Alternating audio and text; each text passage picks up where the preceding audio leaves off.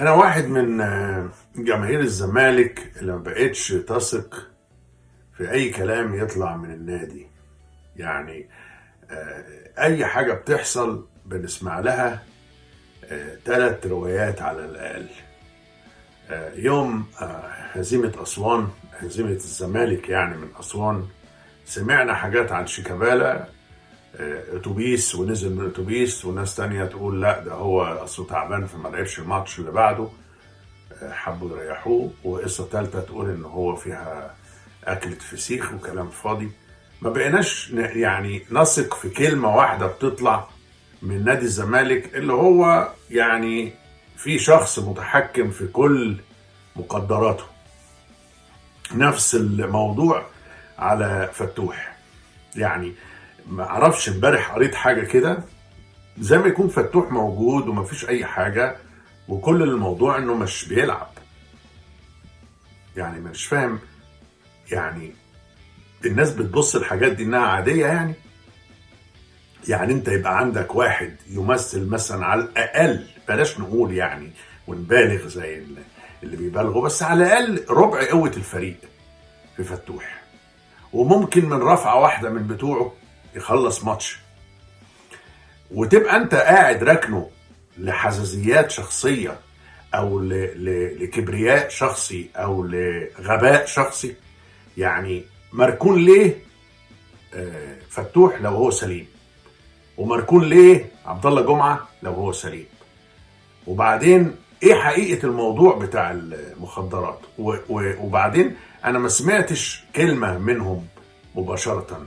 يعني فتوح ما اتكلمش، ما حدش يعني، كمان ممنوع من ان هو يظهر على الصحافة او يظهر على التلفزيونات ويقول رأيه في اللي حصل او دفاعه عن نفسه. او يعني انا مش فاهم اصلا هو هيدافع عن نفسه في ايه، لان انا مش متأكد ان في حقيقة حصلت، في جريمة حصلت، او الكلام اللي بيقولوه ده انه حقيقة. كل حاجة بقت مشكوك فيها، كل حاجة بتتلوي يمين وشمال على حسب مزاج ايه الإدارة الغريبة دي. الإدارة دي ليها فرصة واحدة بس، وهي آخر فرصة في الماتش اللي جاي ده، بكرة ده ولا بعد بكرة مع الأهلي. آخر فرصة. الإدارة مش الفريق. مش كل شوية تلوموا اللعيبة وتسلطوا الجروب بتاع الجمهور اللي هو تبعكم انه هو يوجه الغضب على اللعيبة او على المدرب او على اي حاجة تانية غير فركشة الادارة. شوفوا، لو في، انا هديكم مثل بحاجة قبل كده قلتها برضو. لو في اي منشأة، يعني مثلا فندق، سينما، او شركة مبيعات بتبيع ملابس مثلا، اي منشأة حتى لو قلنا منشأة حكومية، دايما المسؤول الاول والاخير قصاد عامة الشعب هو المدير اللي فوق خالص، اللي هو مدير عام او رئيس مجلس ادارة او المدير، وخلاص. هو ده المسؤول. هو بقى بينه وبين اللي تحت ايده حساب تاني ملناش دعوة بيه، دي حاجة داخلية internal يعني. انما خارجيا قصاد الجمهور، قصاد جمهور الزمالك، الإدارة بتاعت الزمالك ومجلس الإدارة هم اللي مسؤولين عن الأداء السيء، وعن أخلاق اللعيبة، وعن أداء المدرب، وعن كل إبرة، كل فسفوسة. هم اللي مسؤولين، وما يقدروش يخبوا راسهم في الرمل ويقولوا أصل اللعيبة ما أعرفش إيه اللي حصل، وبعدين يطلع مرتضى منصور يقول حاجة بصراحة تبكي مش تضحك. الاول تبتسم انه يا للعجب ايه اللي بيقوله ده. بيقول ايه؟ ان اي فريق بيعتمد على اعمده معينه، واعمده جامده في الفريق. شوفوا، هو ده عبد الغني؟ معقوله ده عبد الغني يا ناس؟ انت بتتكلم على عبد الغني؟ هو عبد الغني كان امتى اعمده الفريق؟ انت بعت اعمده الفريق، طفشت اعمده الفريق. انا كل ما امسك لساني عن المواضيع دي ما اعرفش، غصب عني برجع لها تاني. اعمده فريق ايه اللي بتتكلم عليها انت بتتكلم على عبد الغني كأنه أعمدة الفريق. أعمدة الفريق أقولهم لك أنا: طارق حامد، مصطفى فتحي، مصطفى محمد، أبو جبل، مين تاني مشيته، مين تاني استغنيت عنه، مين تاني ضيعته، مين تاني سبته. يعني ما يحضرنيش كل الذاكرة كل اللعيبة، بس على رأسهم طارق حامد خط نص، على رأسهم مصطفى فتحي اللي جاب جون امبارح، معرفش في فاركو باين حاجة ايه، شمال ايه وفي ثانية ايه وعدلة واحدة يعني يقول لك اه ده هو اصله هو اللي كان ده، وده اصله هو اللي كان عايز ايه، وده هو اللي اتأمر، وهو ده اللي اتكلم من ورانا، وهو ده اللي زي مثلا قصة كهربا اللي هقعد اعيد وازيد فيها، وكنت من اوائل الناس اللي قلت وما زلت بقول ان كهربا اتظلم من ادارة نادي الزمالك على حساب جمهور الزمالك، لانه كهربا كان ممتاز في الزمالك وكان محبوب، وكان بدأ يندمج ويلعب ويجيب اجوان ويباصي ويفرح وعايز يشيل الكاس جيت انت فكرت فيه كسلعة، وديه هنا إدارة اتحاد جدة، خد $1,400,000 هات ورجعه، وديه هنا. هو الواد حس بقى ان هو مش هيبقى لعبة بقى في هو اصلا عايز كارير، عايز يلعب في فريق، وعايز يبقى نجم زي حسن شحاتة، عايز يبقى نجم زي طه بصري، حلم حياته يبقى نجم زي ابو تريكة. انت عايز تخليه مجرد واحد خد هات اديني هات خد هات، اكتب عقود ايه وقع راجع العقود، خد رسوم مراجعة عقود في المكتب. الراجل قرف، كهربا قرف، راح متكلم مع الاهلاويه اللي هو اصلا ينتمي للاهلي هو، وياما ناس لعبوا في الزمالك ينتموا للاهلي، وياما ناس في الاهلي لعبوا وهم ينتموا للزمالك. ما فيهاش حاجه، الاحتراف ما فيهوش انت تنتمي لمين، شغل العيال الصغيره ده مش موجود. انت ما انت شايف كريستيانو رونالدو بيلعب في النصر، كان يعني عمره كل كبسه؟ ما هو فلوس والانتماء هو الولاء، هو الوظيفه زي الوظيفه. الاحتراف ده معناه انك انت بتشتغل في حته بتخلص ليها وبتولي ليها، سواء كنت لاعب كره او محامي او محاسب او دكتور. يعني اللي بيشتغل في مستشفى الفلانيه دكتور خلاص يعني حته من المبنى، الله.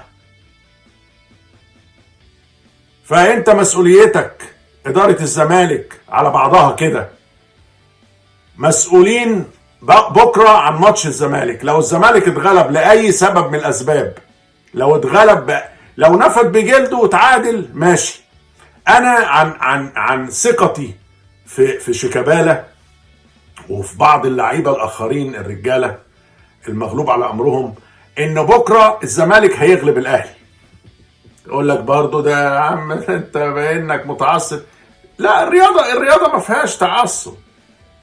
كونك انك انت تتمنى شيء وتتوقع شيء ده مش معناه ان انت متعصب. انا ما بقولش الاهلي وحش، انا ما بقولش ان كهربا وحش، كهربا هايل، وانا عارف ان هو هايل من زمان، ولما لعب نزل علشان بقاله مده ما لعبش، نزل ينتقم، نزل ياكل الجراس اللي هو الزرع النجيله، فربنا وفقه وعمل كذا حاجه. انما بعد كده اللعيبه التانيه اتعادت من الانرجي دي، من الطاقه الحلوه دي، كلهم يلعبوا كويس. يعني اول مره في حياتي اشوف الشحات وارجع في كلامي عن كل كلمه وحشه قلتها عن حسين الشحات.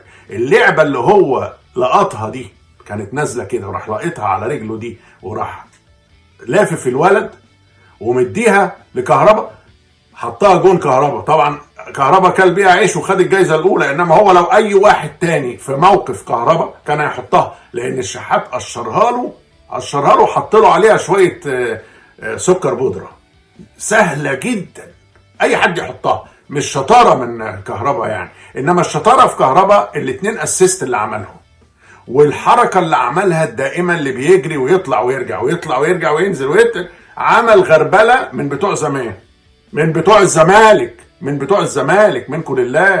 منكم لله طفشتوه. ده مش سلعه، ده لعيب، ولعيب كبير، لعيب كويس. انما قصاد الزمالك بكره ما اظنش انه هيقدر يعمل حاجه كده زي ما عمل في بيراميدز. يعني الزمالك عنده دلوقتي دافع رهيب ما حدش يتخيله، لانه دلوقتي يعني سمعته اسمه تاريخه كله في بكره ده. لو نزلت شيكابالا هيفرتك الدنيا، لو نزلت زيزو هيفرتك، موضوع تاني خالص بكره. مش زي ما الناس فاكره بقى خلاص ده الاهلي هيغلب 6. ما اظنش. ويا ويل يا ويل لو حد قال لهم كلمه قبل الماتش ولا اثناء الماتش يبوظ ده، يعكر دمهم ويقلل من معنوياتهم. ويا ريت لو الاداره دي تاخد بعضها كده وتروح تقعد في مرسى مطروح لغايه ما الماتش يخلص. يروحوا ينزووا في مرسى مطروح لغايه، ويسيبوا فيريرا ويسيبوا اللعيبه اللي حوالين فيريرا اللي هم يعني المساعدين المدربين، ويلعبوا بقياده شيكابالا ان شاء الله. حتى لو شيكابالا نزل تاني شوط هيعمل اللي هو المفروض يعمله زياده. وربنا يوفق الجميع. بس انا حبيت اقول كلمه كده علشان يعني اصبح كل حاجه بتطلع من نادي الزمالك ليها 3 روايات. ده عنوان الفيديو يعني، ده موضوع الفيديو يعني، 3 روايات. اذا مفيش مصداقيه. وهنشوف بكره هيحصل ايه. نتمنى للجميع مباراه، اذا الاهلي استحق هنقول له مبروك، لو الزمالك استحق هنقول له مبروك. مفيش عندي تعصب، مفيش عندي كراهيه. زي ما بحب لعيبه الزمالك بحب لعيبه الاهلي، وبحب كل مصري قاعد يتفرج. ما بحبش اللي بيقلوا ادابهم في المدرجات، ما بحبش اللي بيشتموا بعض، لان دي رياضه ودي كوره، وكل واحد من اللعيبه دي بطل. كل لعيب من دول بالاحتياطي بطل. ما يصحش انك انت تشتمه لا بشخصه ولا بابوه وامه، ولا توصل الدرجه للشغل الشوارع ده. لان شفت الماتشات دي فيها حاجات بعد الماتش وقبل الماتش، سواء كان من جمهور المصري او جمهور الاهلي او اي جمهور بيشتم في بعضه. انا بحبوش، ما بحبش الحاجات دي. احب الاخلاق، احب الرياضه، احب الفن، احب الاحترام. الناس كلها محترمه، اللعيبه كلها محترمه. خلوا الماتش يطلع جميل ومحترم، ونقول للغالب مبروك، والمغلوب نقول له هارد لك. لسه في ماتشات تانية، ولسه الدنيا ماشيه، وفي بطولات كتير جايه، وربنا يوفق. وشكرا.